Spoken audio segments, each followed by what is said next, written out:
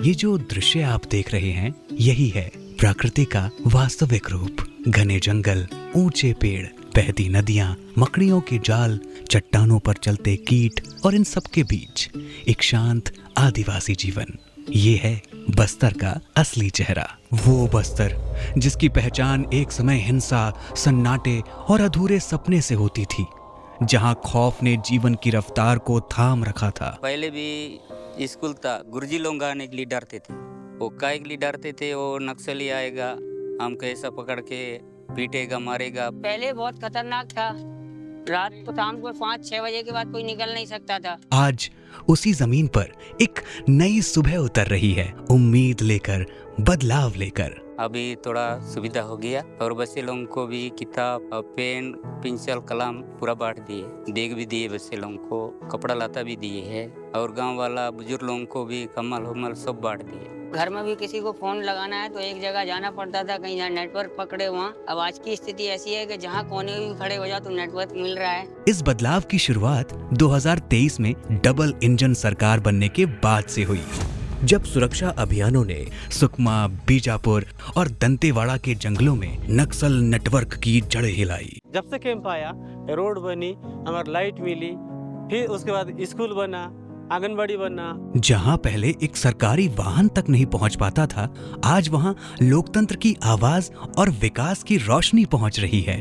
बस्तर में 40 सुरक्षा कैंपों की स्थापना, 221 किलोमीटर सड़कों का निर्माण, 521 मोबाइल टावरों की शुरुआत और 40 से ज्यादा गांवों तक बिजली की पहुंच।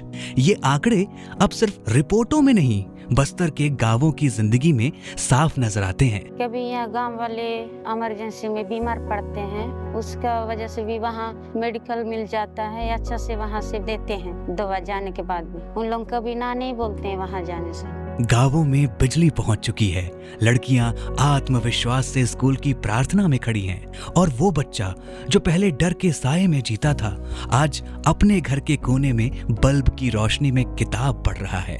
बीजापुर की नई सेंट्रल लाइब्रेरी आज ज्ञान और आत्मविश्वास का केंद्र बन गई है।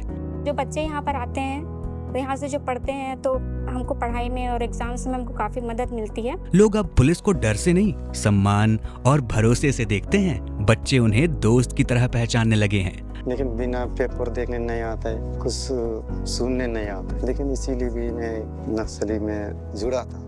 लेकिन अभी भी गाँव वाला अब लड़की लड़का को मैं बताते जाता हूँ, स्कूल जाओ, अच्छा पढ़ो।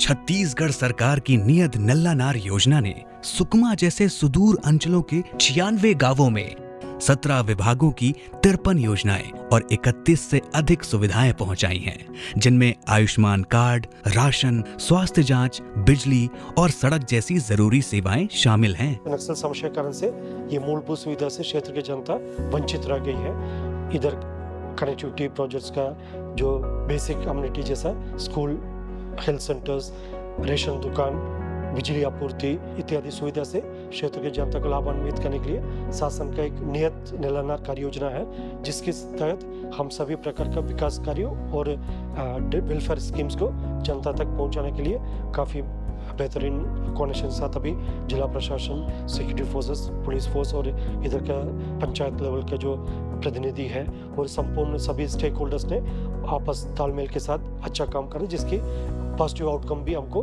देखने के लिए मिल रहा है। बस्तर ओलंपिक में हजारों युवाओं की भागीदारी ये सिर्फ खेल नहीं है, ये एक इशारा है कि बस्तर अब अपनी पहचान संघर्ष से नहीं, अपने हुनर और आत्मविश्वास से बनाएगा।